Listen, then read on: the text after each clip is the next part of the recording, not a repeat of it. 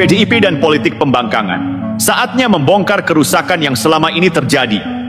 Ketika Megawati Soekarno Putri mengeluarkan instruksi larangan bagi kepala daerah kader PDIP untuk menghadiri retret yang diadakan oleh pemerintah di bawah kepemimpinan Presiden Prabowo Subianto di Akademi Militer Magelang, publik seharusnya tidak hanya melihat ini sebagai aksi politik biasa.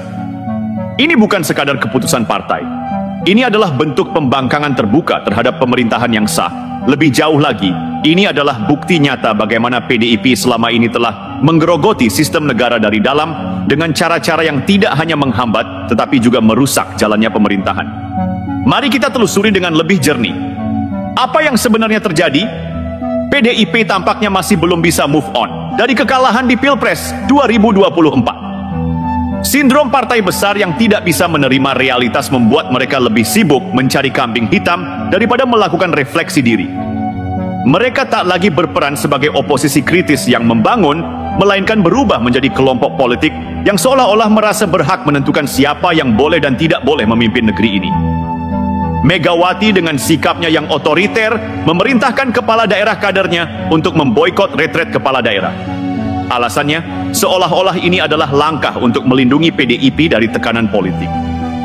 Padahal ini lebih mirip sikap anak kecil yang ngambek karena tidak mendapat perhatian. Mari kita pikirkan sejenak. Kepala daerah yang telah terpilih melalui proses demokratis sejatinya adalah pelayan rakyat. Namun, PDIP ingin memastikan bahwa mereka tetap menjadi pelayan partai.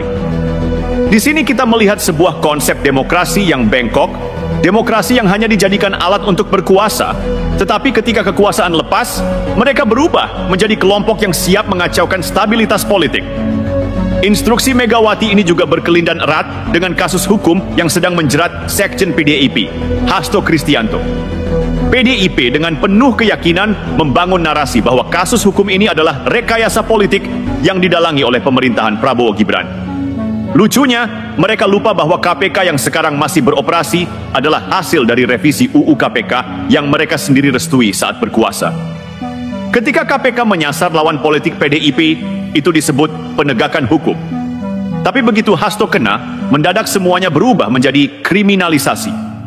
Standar ganda seperti ini adalah bukti nyata bahwa PDIP tidak pernah benar-benar peduli pada supremasi hukum. Mereka hanya peduli pada bagaimana hukum bisa dikendalikan untuk kepentingan mereka sendiri. Jika memang tidak bersalah, kenapa harus takut? Kenapa harus membangun propaganda besar-besaran bahwa ini adalah bagian dari konspirasi politik? Bukankah lebih baik menghadapi proses hukum dengan kepala tegak, sebagaimana yang selalu mereka tuntut dari pihak lain? Instruksi Megawati ini tidak bisa dipandang sebagai tindakan politik biasa. Ini adalah sinyal bahwa PDIP sedang membangun tembok pemisah antara kader-kadernya dan pemerintahan Prabowo Gibran. Mereka ingin memastikan bahwa kadernya tidak ikut serta dalam inisiatif yang bisa mempererat hubungan antara pusat dan daerah. Ini artinya PDIP secara aktif menghambat upaya pemerintahan Prabowo dalam membangun sinergi antara kepala daerah dan pemerintah pusat. Tindakan ini bukan hanya tidak dewasa, tetapi juga berbahaya.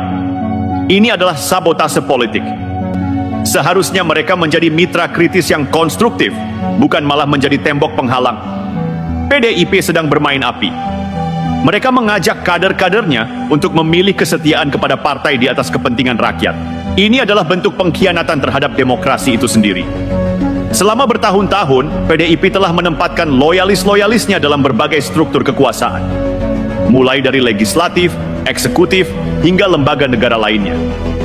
Ketika mereka berkuasa, mereka mengatur sistem agar menguntungkan mereka. Tapi begitu kekuasaan itu lepas, mereka menggunakan pengaruh yang masih tersisa untuk menghambat jalannya pemerintahan.